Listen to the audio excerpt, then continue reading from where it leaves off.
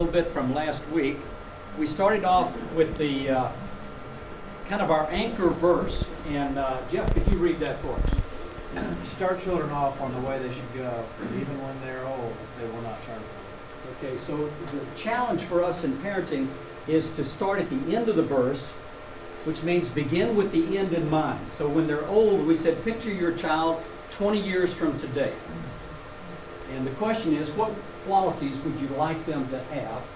And then the challenge in parenting is to start now in order to help them come out where they should be. And that's the anchor verse of this series. So the goal of parenting, we described last week, is a development, and it starts with C. What's the word that goes in there? Character. Okay. Character is going to have a lot of components, but what we discovered is children come unassembled. And the character component, which includes their heart for the Lord and the qualities they need to be successful in life, basically are put in our laps to create an environment by which they can develop those qualities that you desire. And so we listed those qualities last week. Then we said we need a philosophy as we parent. And we talked about 2 L's that would be the cornerstone. And these are based upon how God parents us. And we discovered that God parents us, one of the L's is what? Love. So, God's love is unconditional. He's always communicating to us His love, His care, His concern. But the other L is what? Limits. The way God works in our lives is He gives us a chance to make choices. And when those choices get us in trouble, we experience consequences. And so the idea is that as God parents us, that's how we want to parent our children. And the challenge is applying love and limits. In other words, putting the two together. Now, my observation is that for many of us, we have a dominant one of these that we tend to apply most often. In other words, sometimes parents, because of temperament or family of origin or whatever, are going to tend to be a little bit more laid back, a little bit more caring, a little bit more mañana, a little bit more embracing as the child runs in circles all over the place. On the other hand, some parents kind of have a predisposition toward establishing boundaries, being the disciplinarian. I told you to do that, and now I'm going to insist that you do that. And so my observation is most of us have one of these as our dominant trait. In fact, let me just poll the audience here. If you had to make an observation about your spouse, not you, how many of you would say you have spouses that tend, as a first thought in terms of parenting, to move toward the left side here, the embracing, the loving, the caring? How many of you have spouses that would be that as a predisposition? Okay, so about a third. On the other hand, how many of you would say that you have spouses whose orientation would be to establish the boundaries, the limits, the disciplinarian acts? How many of you have spouses like that? All right, so that's about 2/3 of the class. All right. Now, here's the tricky part. You notice we do golf in this class, and I'm one of those guys that started golf late in life. A number of you in this class have been playing golf for a long time. You are called the naturals. I'm not. And so I have to go take lessons. And when I take lessons, my golf coach basically says, Bruce, one thing you've got to do is don't do what's natural for you. And then she said this word that I just overwhelmed me. She said, Bruce, you've got to think. And I thought, well, golf is supposed to be just playing. She said, no, in your case, you have to think. Because if you don't think, you're going to do something that's natural for you but has a bad outcome. Okay? And so I actually have on my golf glove the word think. And so when I get ready to swing, I look down and there's think, and all of a sudden I have to think. Now, here's the challenge. Rather than just doing what comes natural, A third of the class are natural, embracing, taking care of. 2/3 are natural disciplinarians. Our challenge today is, rather than doing your natural thing, I'm going to challenge us to think in order to put together love and limits. If you do only limits, we saw last week, the challenge there is you're going to tend to produce children that have never benefited from a consistent word of affirmation from us as we apply discipline. On the other hand, if we only do this and leave out limits, we're going to have children that have never experienced what they're eventually going to experience in life. And the challenge is, not the challenge, the opportunity is, let them screw up at home instead of life. Because then they're going to learn that life has limits. Okay? Well, so, here are 3 little challenges that I think parents have. Sometimes we get the idea, if we can just get with our children and reason this thing out, then everything's cool. It all works. The problem with that is the brain isn't quite ready to do the reasoning yet at most of the levels that we obtain children. In fact, recent surveys are showing now that the adolescent brain really doesn't develop until, into the 20s. And some of you can identify with that. So this reasoning idea is a good concept. It just doesn't work at the early ages. Then another one is lecturing. There's kind of a thought that says, if I can say enough words and maybe establish the fact of here's what you're supposed to do right, there will be this absorption that takes place. And they will suddenly say, aha, yes, thank you. Now, here's the plight for all of us as parents. Getting angry. I don't know if you've heard the term getting your buttons pushed, but your children and mine become pros at how to read you and how to push your buttons. And what we find is, if we drift into this category, guess what goes out the window? In other words, you can't do this if you're angry. Okay? So the question is, let's start with us first. What's a good way? How do you deal with, and I'm sure most of you have never experienced this, but how do you deal with situations where your kids actually make you angry by something they do? Garrison. You gotta watch raising your hand. I agree. He gets angry. That's the answer. Okay, yes. All right. So getting angry, but how do we deal with that? Yell. All right, yell at the kid. Sorry, I'm a yeller. Yeah. True confessions of a yeller. All right, right. This is a good picture of you then, right? Yes. Okay. But I do fingers too. Oh, do you do the finger? That's really good. Is there a verse in Scripture that deals with anger? Somebody remember? Where's that located? All right, this is part of what we're doing here. Is it get warm in here, or is it just me? Yeah. Maybe we can crack the door. And Liz has connections with the maintenance people, so it may be a little late for that, but we'll try to work. Okay. All right, so let's look at Ephesians chapter 4, verse 26. Paul is going to say something pretty profound here. How does he suggest we deal with our anger, Jeremy? Do not sin. Well, the first part. In your anger, do not sin. Now, what's this? In your anger. He's not saying... Anger is an emotion, is that correct? So he's not saying, don't have that emotion. That's valid. Emotions are basically pictures of what's going on. So if you deny your emotions, you're basically closing your eyes to reality. So he's not saying, hey, don't ever get angry. But Jeremy, what kicks your anger into sin? He says, in your anger, when you get angry, don't sin. So what is it that causes anger to slip over into sin? What about it? If you lose complete control. Okay.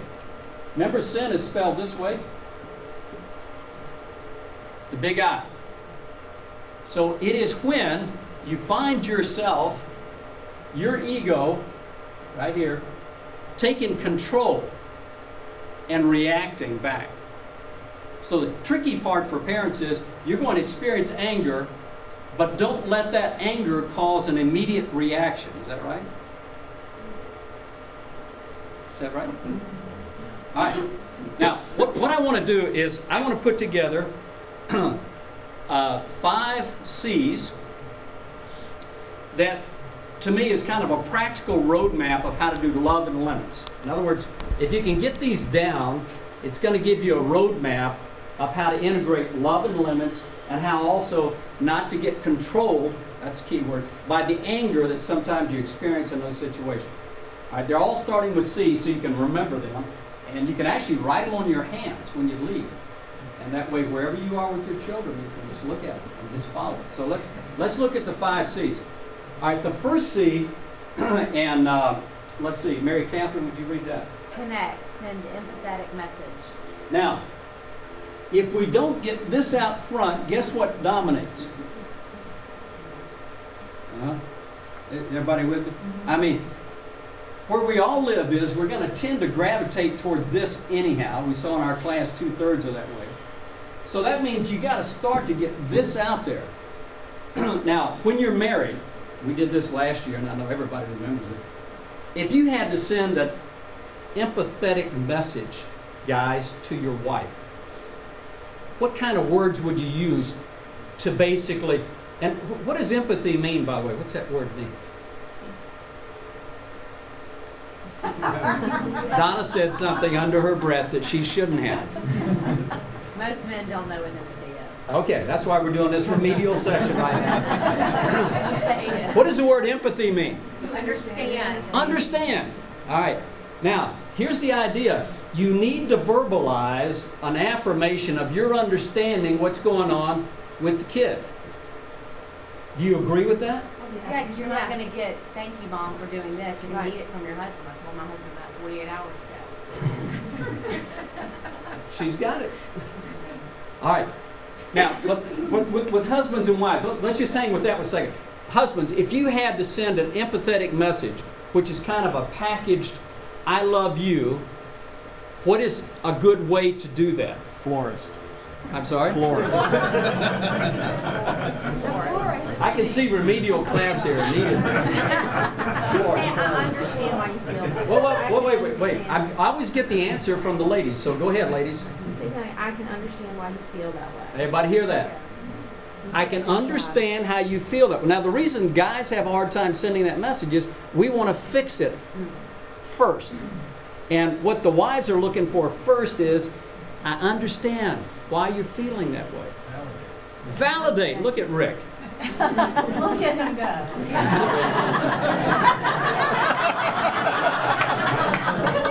Hey, the guy's trying. The guy's trying.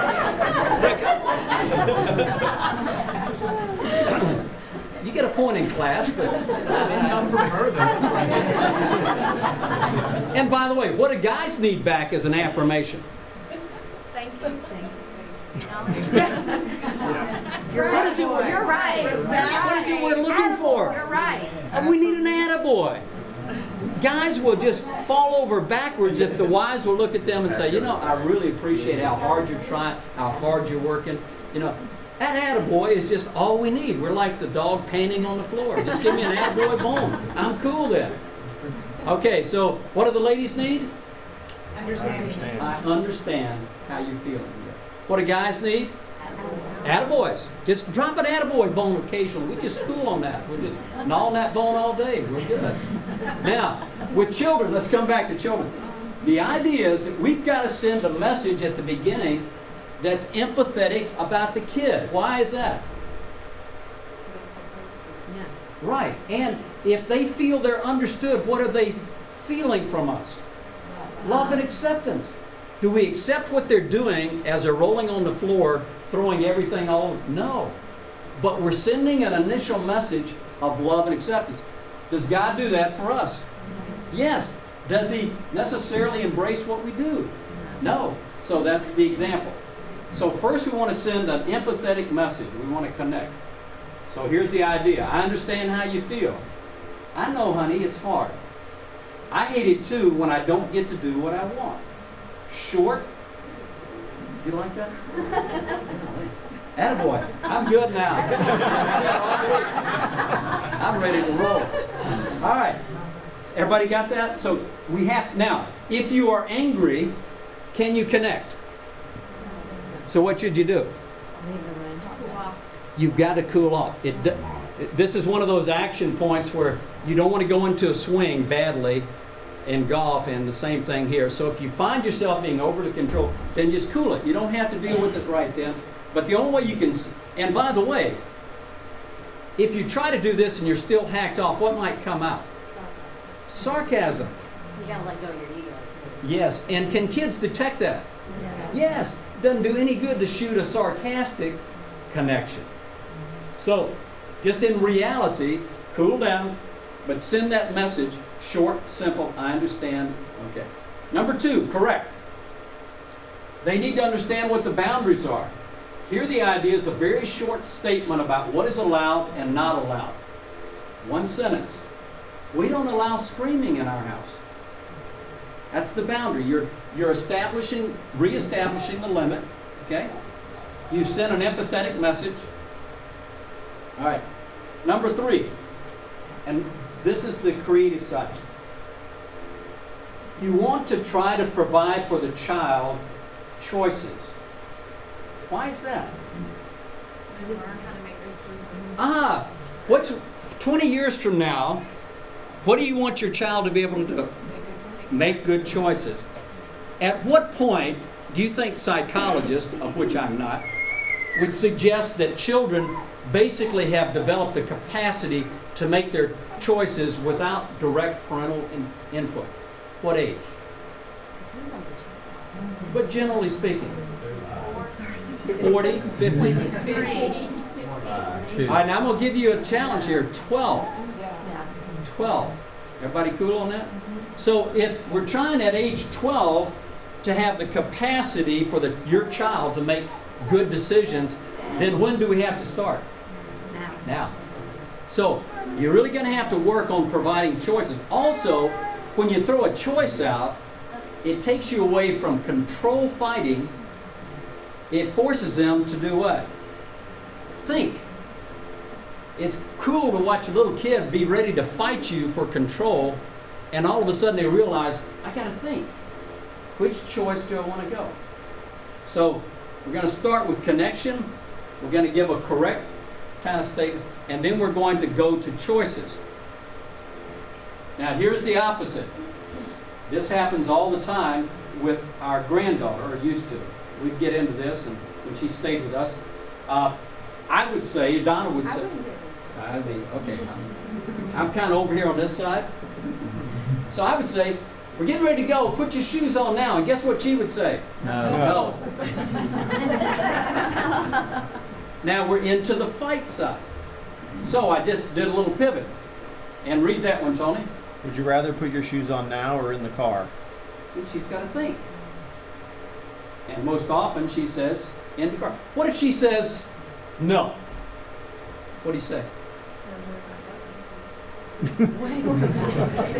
That was your question. Because we have to, by the way, you got to anticipate these things, right? This is real life. So if she says no, then another way to deal with choices is, if you say no, I'm assuming your choice is going to be, it would be in the car. If it's not, let me know. So in other words, you just kind of come back and you choose one of the choices. And then she's still wrestling with, do I want to put them on now or in the car? Got the idea? We're going to have fun in a minute. Okay. Would you not say, would you rather put your shoes on or be left here? Right. Well, are you really going to leave them? Right, you have to give them choices that are Right. going to work for you. All right, that's a big issue. I want to come back to that. Because it's going to the next one, which is consequences. All right. Would you like to put your shoes on or get kicked out of the house for a month? You know, you got to shape up here. All right, now wait. All right, that moves us into consequences. Notice the natural progression. You got to connect with the kid because you've got to send an I love you message. I understand how you feel. I didn't want to do these things either. Then you're going to establish a boundary. In our car, going outside, we always wear shoes. And then you're going to give choices, right? Now you have to have the consequences in mind. And a couple thoughts on consequences. Natural consequences are best. What's a natural consequence?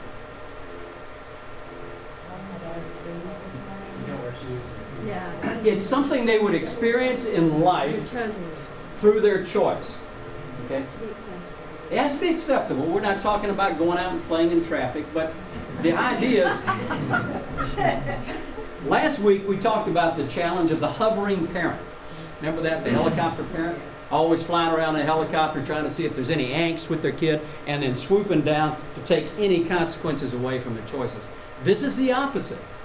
This basically says, you know what, if my goal is by age 12, they need to be able to make decisions without direct input from me, and by age 18, they're on their own, then my role is they've got to experience some consequences that are natural, as long as it doesn't affect their health and, you know, their life. Okay, so natural. Natural means if you don't do this, then you experience a natural consequence. If you don't eat, you get hungry. If you don't sleep, you're tired the next day. Does that make sense? Okay, let's go to the next one. Besides immediate, so they can connect the two, it's got to be something you can live with. I've shared the story how with our daughter when she came along, she got me going one day before church. You know how they kind of go back and forth in the back seat against each other? And I said, if I hear one more peep, what did I say? One more word back there in the back seat, then I jumped immediately. No phone privileges, you know, for the next week. And all of a sudden in the back I heard, word. We're pulling into the church parking lot. I'm getting ready to teach. So I immediately go to my anger mode, and I said that will be 2 weeks.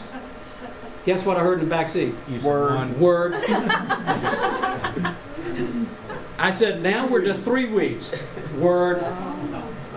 Well, what happened is we ended up with a consequence that was hard for us to live with, because she ended up with. You left town. I had to unplug every phone in the house. This was before cell phones, and hide them in a safe. We were up to 6 months anyhow. It's really hard to live with that. And she lost her 5th grade boyfriend over it. Still doesn't. Now, here's the tricky part. A lot of these things you get hit blindsided. You haven't prepared for it. You're not ready to go. You're not ready. You kind of think you need Solomon-like wisdom, you know. So the point is, if you're not sure about the consequences, delay them. And here's a phrase you can use. Jeff, try that one. I'm not sure what the consequences should be. Let me think about it. I'll get back to you. And that creates unbelievable thinking in the life of the kid. Then, oh, what are they going to do? That like torments. Yes, yes. What about a 2-year-old? They don't even know what that is. We're going to do a 2-year-old Please second. do. All right. But the point is, don't feel under pressure that you've got to automatically on the fly come down with these consequences, because I can tell you many times you end up over consequencing the kid or doing something that's not really natural, and all of a sudden you're getting back into a power play. And you have to think about the consequences to your spouse too. Yes. Yeah. You can't Yes. give a punishment, then your spouse is one that has to suffer. Yes, which is what Donna was trying to, she was trying to send that message, and you're trying to send that message. I mean, yeah. Jeremy, do you have that down? Yeah. We're not being able to follow through. That's called the opposite of an attaboy. Yeah, I'm so sorry. It's usually he's done a good job. Okay, that's good. Not crying. All right. Now, the last part is the most important part. It's called carry it out. Because if you establish a consequence and don't carry it out, that is the worst thing you can do in parenting. So, children are made to test your consequence. Just go in. They're not going to say, oh, thank you very much for that consequence. Yeah, that's really what I'm going to do. Just picture, part of their little person is this. They are designed to test you. So, just assume you're going to be tested and be prepared to carry it out, which means don't run around looking for these kind of situations that often. In other words, you got to figure out where to make you stand. Character development is more accomplished through standing in fewer areas that are important than a lot of areas. Learn to turn your no into a yes. What do I mean by that? Donna, read that. Yes, you may watch television after homework is done. We normally say, no, you can't watch television until you do your homework. Turn it into a yes. Yes, you can watch television as soon as your homework is done. And when they say, and they come back and say it, you know, why can't I do this? What do? You're a broken record. You just become a broken record. Certainly you can watch television as soon as your homework's done. Got that? All right. We're going to put this into practice now. I've got 4 examples, role plays, that we're going to try as this intelligent class thinks about how to put these 5 C's together. Now, everybody's had a 2-year-old, right? Everybody had one? If you don't, I brought some extras. You can have some. All right. We're going to try. Oh, first I wanted you to do some empathetic messages. I'm sorry, I jumped ahead. All right. Here's an example. We have Colton, who's a young man who gets a low grade on his report card. Okay? Jenny, let's see how the angry person responds. Would you do that? You know your homework, and now you come home with lousy grades, now I teach you a lesson. Right. But if she had the emotion behind that, you would have. Sorry. All right. Now, Dan, how could you send an empathetic? Because remember, we've got to start with this. So that's why we've got to pivot off the anger. So what are you going to start with, Dan? And why don't you do this one? Thank you for putting up. Oh, how awful. During my school years, I got some poor grades when I didn't apply myself, but there's always next semester. Isn't that cool? And a rule here is never let your kids see you sweat. You just kind of laying it out there. Just, hey, that happened to me too. Let's try another one. Where's Bobby? Mitchell. All right. Read that one, Bobby. Never do that. Lindsay. He's tired in the morning. Yeah. I should stay up too. Okay. So give me some emotion here. Anger. She stayed up too late. Next morning, give this anger zap. Okay. I told you you'd be tired if you didn't go to bed on time. Now you're going to suffer all day at school. That's right. Get into it. That's good. All right. All right. Liz, I want you to correct him now. Do the empathetic one. You can delegate it to Bill. Bill, you can do an empathetic one. I'll be Bobby. Oh, you're tired, huh? I feel the same way at work when I don't get enough sleep. But have the best day you can under the circumstances. Is that natural consequences? Empathetic message, short, not lecturing. See how we're laying it out? Yes.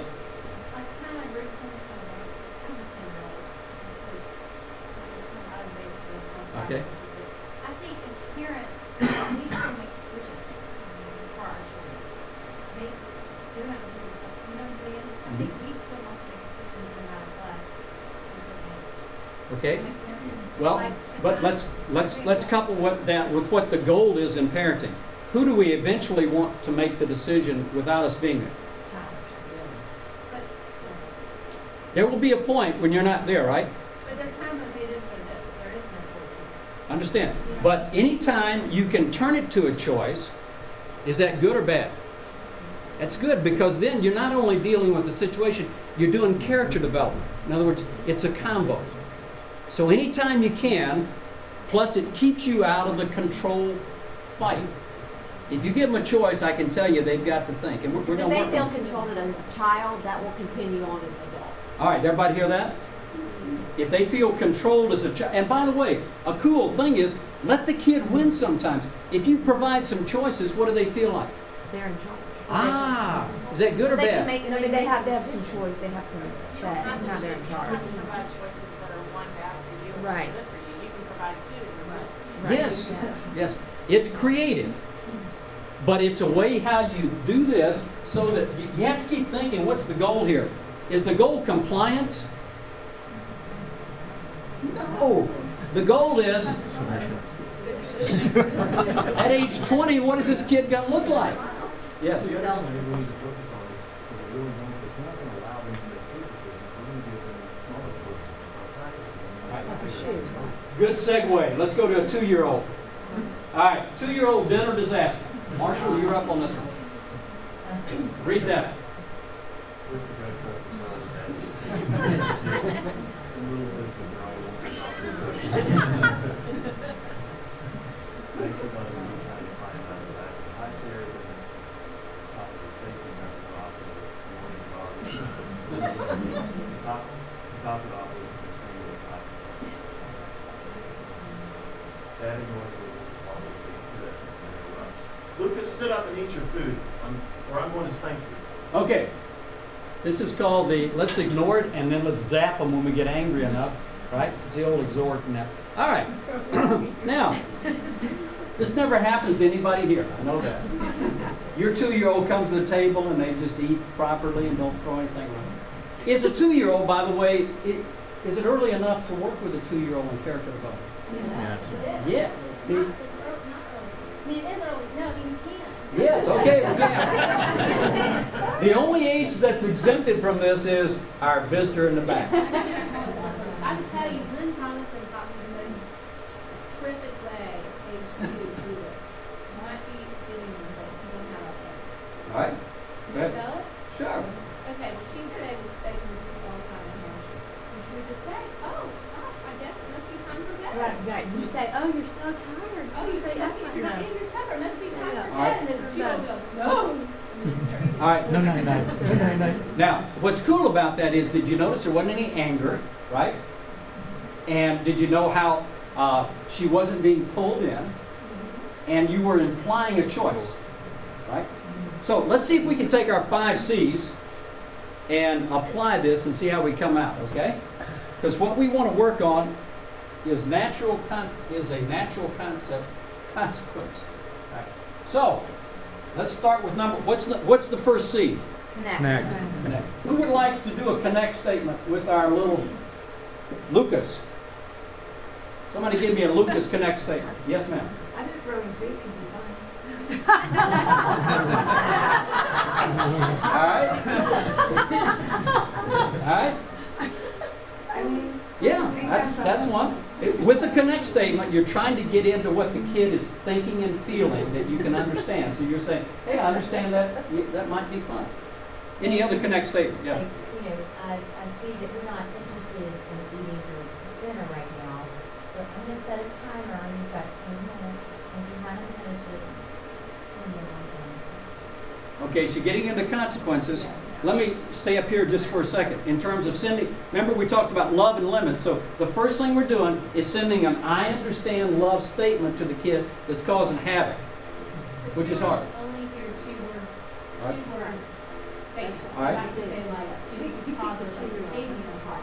Okay. So like, I don't know how you talk, but, food not good. I understand that your mother cannot cook. The 2-year-old might be a little bit young. I'm getting handsy. Yes, ma'am. I know it's hard for you to hear this. Yeah, sure. Okay, yeah. I do not like mother's food either.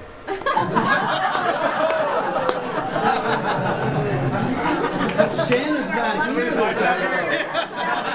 But I can say it safely because she's great. But it is That's right. That's right. All right. 2-year-old, you don't need a sophisticated connect. What's the next part of C? Correct. Correct. Now, this is where you're trying to reestablish boundaries. No throw. I'm serious, you can't throw Okay. anything wrong with food. Right, but let's just, okay, we don't throw food in our house. No throw. No throw food in our house. All right, what's the next thing? We don't scream, that's Consequences. no screaming, no. Yes, and the screaming's going on too. So you got, all right, so what's the next C? Choices. Choices. What choices can I give little Lucas? If you want to continue to throw your food, you can do it outside. Now, choices simply mean, would you like to do this or this? You're not explaining, but what would you like to eat or sleep. do? All right, if he's, all right, now eat or sleep, those are good too. The context though is, what's he doing with his food? He's throwing it. Why? It's fun. It's fun. So, here's a choice. Would you like to play on the floor, or would you like to eat your food? See that? No, he'll pick play on the floor. Oh, wait. Let's say that he does But his that. food's on the floor. But our 2-year-old used to do this, and I told her she could sit in her booster seat on the floor, and so she just chose to do it. So she would sit, we would be sitting at the table and she'd sit on the floor with her booster seat. And after a while, after 2 meals of it, she's like, well, I can't see any of y'all. So she wanted to get back up So and the stay on her seat. all right, so I mean, you know, consequences. there's 2 meals of it. Right. So let's say that little Lucas goes and plays on the floor and doesn't eat. What's the natural consequence? Is that bad or good? Yes, natural consequences. So, and by the way, then that doesn't mean he eats later. That means you kind of make the statement that I hope you'll be, in good shape, but we'll eat again in breakfast. Okay. So, by the way, is it important for Lucas or whatever to experience that natural consequence of the choice? Of course, you know they don't eat every meal. Right. Sure. Yeah. All right. Consequence. And then the last part is carry it through. How often would you have to do this for little Lucas? Every day, every meal. Only one more time than he. No, but only one more time than he is going to be pushing back on you. That's the idea. You just have to keep going and going and going until he stops. Got that? You can't ever stop, by the way, when you get into the consequences. But you can also remove the dog from feeding time too. Yeah. Sure. All right, let's move up to 3-year-olds. We want to get some sophisticated kids here. This is a con kid that plays their parents. You ready?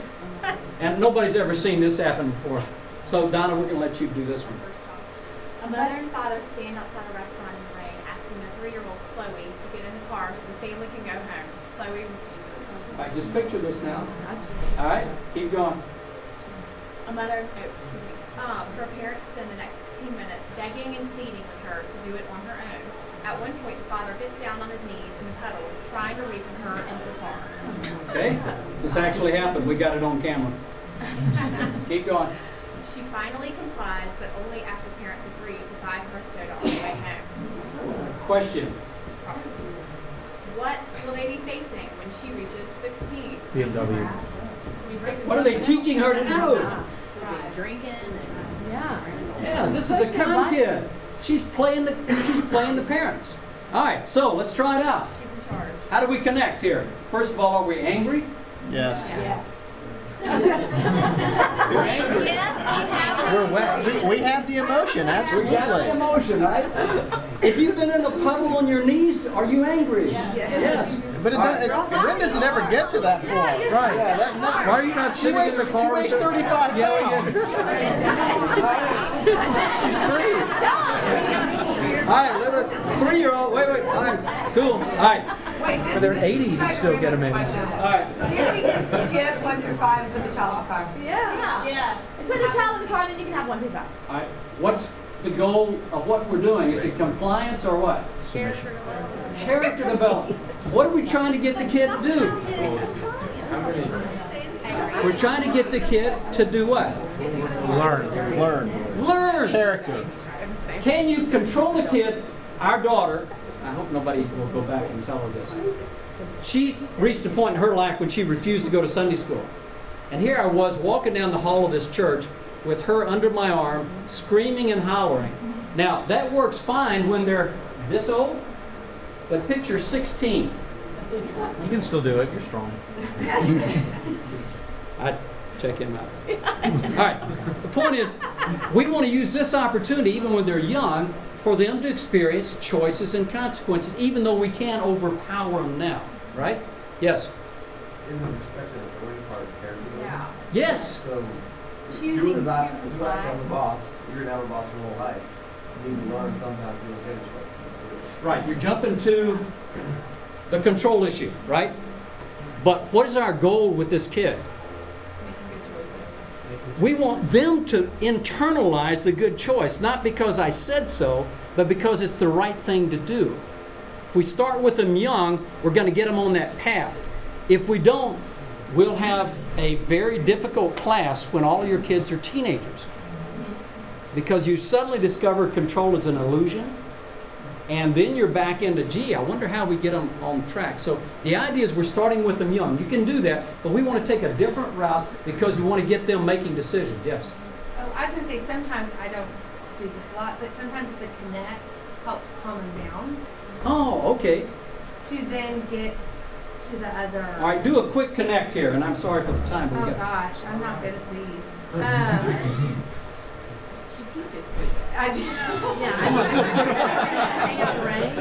I actually went through this yesterday and I should have connected with my son, but I didn't. Like I understand you're frustrated, but we need to get in the car. This is like, it's not safe. Okay, good. She put those two right together. Don't drag it out. Age appropriate. I know that you're frustrated. Where did you send that Yeah. message? But we're going to get in the car, right? Yeah. Now, let's jump to choices. What are her choices? Tony? Get in the car. Or What's a don't. choice? You can get in the car yourself or Daddy will stuff in there. stuff you really see. No, you can stand here in the rain. We get in the car, we back out, and she's standing there. You can sit in the car and look out the window at her and see how long until she gets All right, everybody catch this. Marshall's point is, when you get to choices, you got to be asking a question, not telling them. You'll get compliance, but you won't get them thinking. We want them thinking with the little brain. Okay? So give them a choice. You want to get in the car by yourself or you want Daddy to put you in? Okay? Because leaving them in the rain and driving off is not something you can live with. And you know, at this age, they very much utilize But if they don't, then we just pick them up, put them And in. this child, if you say you can get in the car by yourself and your daddy can put you in, the child will probably say, I want mommy to put you in. Mommy put you, give them a choice. Just to Okay. be fun. All right, now, here's what I want you to do. We're out of time. Sorry about this. This takes a little longer. All right, here's what I want to do next week. Next week, I would like for you as couples to think about some of your biggest challenges in applying love and limits and work through that and bring that as an example here, okay? Next week, I also have examples going in 5, 6-year-old up to adolescence. So we'll continue this process, but I want you to see if you can internalize those 5 C's, right? Everybody understand their assignment? And again, please don't bring your child, bring your challenge. I know your child is a challenge, but bring your challenge. Okay? Again, brings me every week. All right. Let me pray for us. Lord, thank you for this great time this morning, and we just thank you for the responsibilities of being parents. Give us the wisdom we need so that we can be your instruments in Christ's name. Amen.